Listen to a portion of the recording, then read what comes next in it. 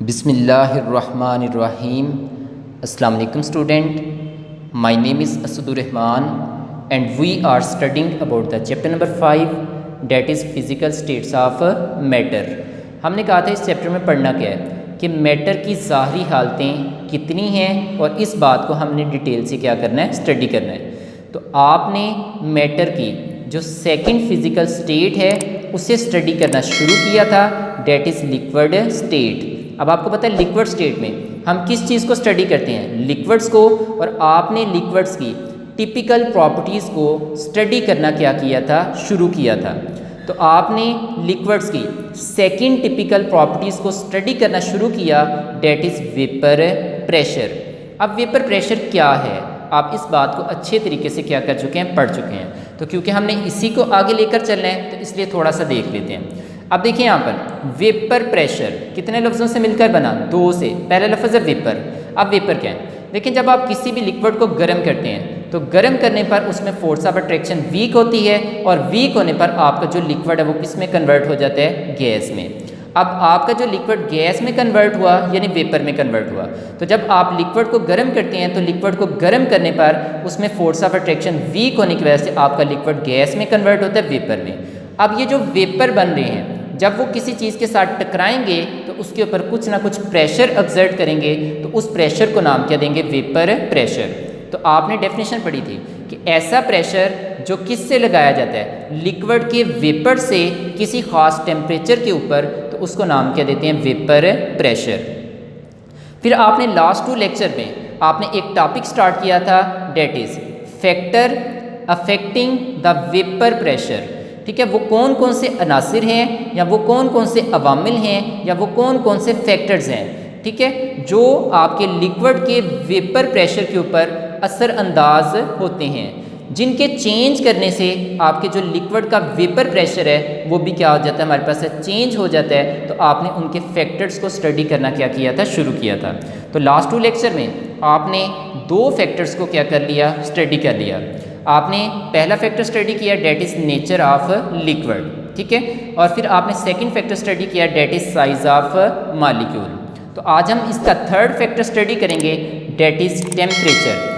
अब टेम्परेचर के चेंज होने से आपका जो लिक्विड है उसके वेपर प्रेशर के ऊपर क्या असर पड़ता है, उसका लिक्विड का वेपर प्रेशर कितना चेंज होगा, कैसे चेंज होगा, हम इस चीज़ को यहाँ पर क्या करेंगे, स्टडी करेंगे, ठीक है। अब देखिए यहाँ पर सपोज करते हैं मैंने यहाँ पर एक बीकर लिया जिसके अंदर मैंने लिक्विड कौन सा ले लिया, वाटर। अब मैंने वाटर ले लिया, ठीक है। अब आपको पता है जब हम यहाँ पर इसके अंदर वाटर लेंगे तो वाटर के यहाँ पर हमारे पास क्या एक मालिक्यूल हो गए या एक से ज़्यादा होंगे, एक से ज़्यादा होंगे।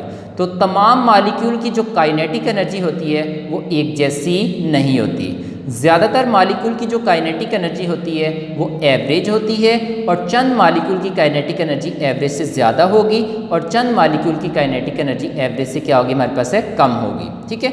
और जिन मालिक्यूल की काइनेटिक एनर्जी एवरेज से ज़्यादा होगी वही सरफेस पे आएंगे और वही सरफेस पे आने पर अपने दरमियान इंटर मालिक्यूलर फोर्स को तोड़ेंगे और तोड़ने पर लिक्विड से किस में कन्वर्ट होंगे, वेपर्स में। यहाँ तक बात समझ आ गई, चलें देखें। तो अब हम देखते हैं कि टेम्परेचर के चेंज करने से लिक्विड का वेपर प्रेशर चेंज होता है, तो कैसे होता है, हम इस बात को देखने लगे। अब आप यहाँ पर 2 टर्म के लिहाज से स्टडी करेंगे, यहाँ तो टेम्परेचर हाई होगा या टेम्परेचर क्या होगा, हमारे पास लो। तो क्या हाई टेम्परेचर पर वेपर प्रेशर ज़्यादा होता है या लो टेम्परेचर पर वेपर प्रेशर क्या होता है, हमारे पास है, ज़्यादा होता है। तो चलिए स्टार्ट करते हैं। पहले इस डायग्राम को समझ लेते हैं और टेबल को समझ लेते हैं, इन पॉइंट को फिर वहाँ से आपको क्लियर हो जाएंगे। चलिए स्टार्ट करते हैं।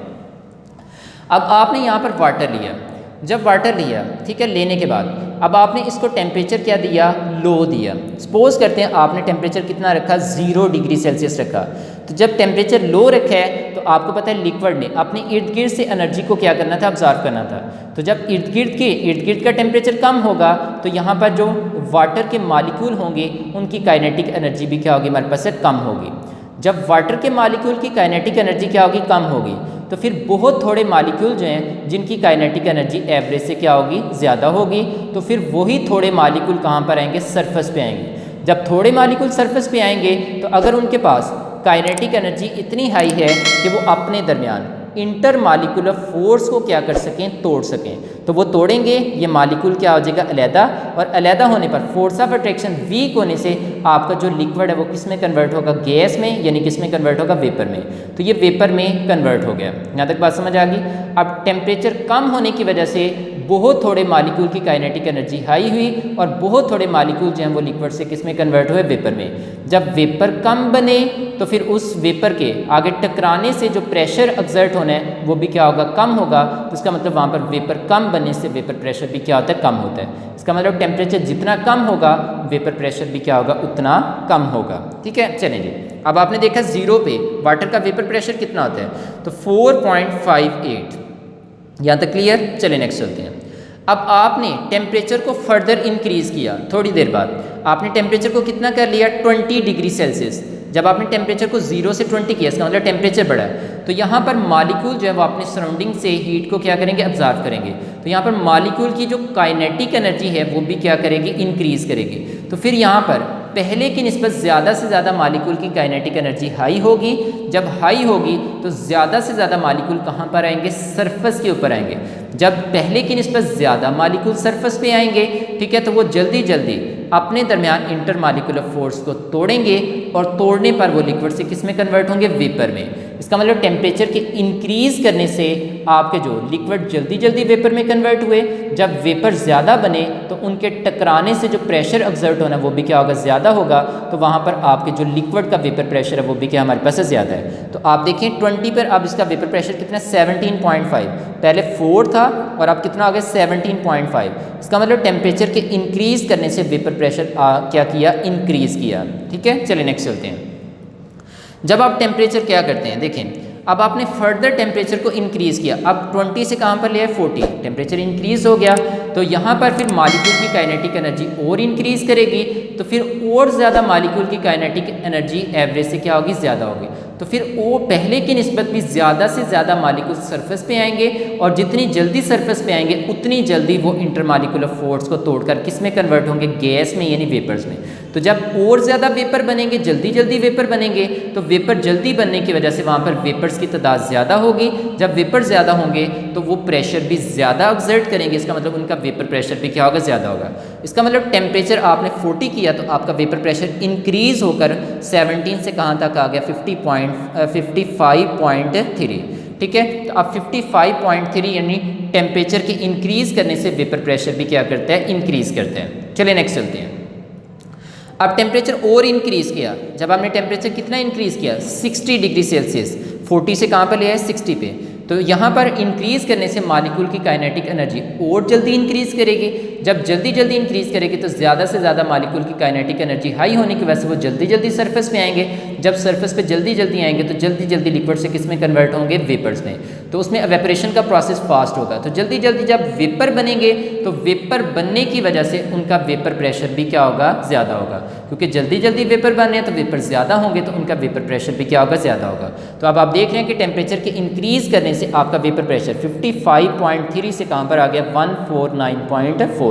तो वेपर प्रेशर पहले की निस्बत क्या कर गया, इंक्रीज़ कर गया। आपने दोबारा से टेम्परेचर इंक्रीज़ किया। जब इंक्रीज़ किया तो इंक्रीज़ किया 60 से 80। तो आपने देखा कि मालिक्यूल जो हैं उन्होंने जल्दी जल्दी एनर्जी गेन की। उनकी काइनेटिक एनर्जी क्या है, वो जल्दी जल्दी बढ़ी। तो जितनी जल्दी बढ़ेगी उतनी जल्दी वो high kinetic energy molecule surface पे आएंगे और जल्दी जल्दी अपने दरमियान इंटर मालिकुलर फोर्स को तोड़ते जाएंगे। और जितनी जल्दी वो उसको तोड़ते जाएंगे उतनी जल्दी वो लिक्विड से गैस में, उतनी जल्दी वो वेपर में कन्वर्ट होंगे। और जितनी जल्दी वो वेपर में कन्वर्ट होंगे उतने ज़्यादा क्या बनेंगे, वेपर बनेंगे। और जितने ज़्यादा वेपर बनेंगे उतना उनका वेपर प्रेशर भी क्या होगा, हमारे पास ज़्यादा होगा।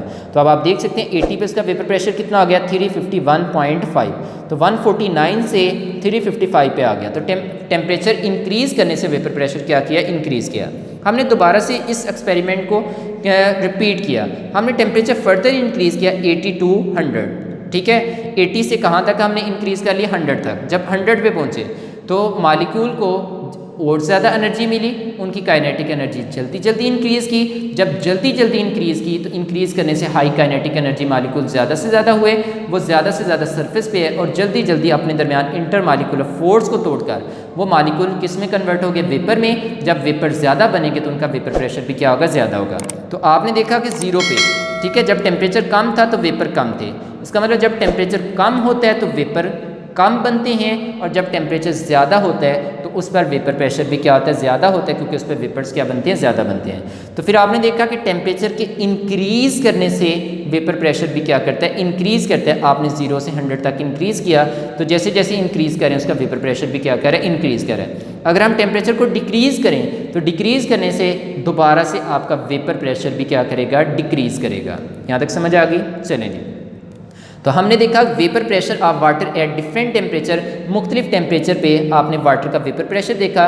तो आपने देखा कि टेम्परेचर के इंक्रीज़ करने से वेपर प्रेशर इंक्रीज़ कर रहा है, that is they have direct relation. यहाँ तक बात समझ आ गई? चलें जी, अब ऊपर आते हैं। अपने एग्जाम्पल हमने पहले देख ली, अब इन्हीं पॉइंट को देखते हैं।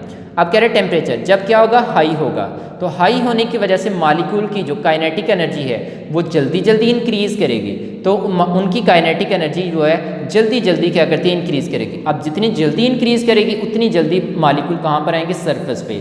तो हाई काइनेटिक एनर्जी मॉलिक्यूल जब सरफेस पे आएंगे तो उतनी जल्दी आकर वो उस इंटर मॉलिक्यूलर फोर्स को तोड़ेंगे, और तोड़ने पर वो क्या करेंगे, एवेपोरेट करेंगे, यानी लिक्विड से किस में कन्वर्ट हो जाएंगे, गैस में, यानी किस में कन्वर्ट होंगे, वेपर में।